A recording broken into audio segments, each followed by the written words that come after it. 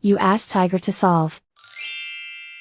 This deals with linear equations with one unknown. The final result is x equals -2. Let's solve it step by step. Group all constants on the right side of the equation. Subtract 3 from both sides. Group like terms. Simplify the arithmetic.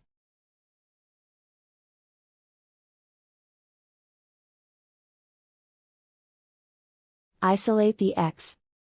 Divide both sides by -5. Cancel out the negatives. Simplify the fraction. Move the negative sign from the denominator to the numerator.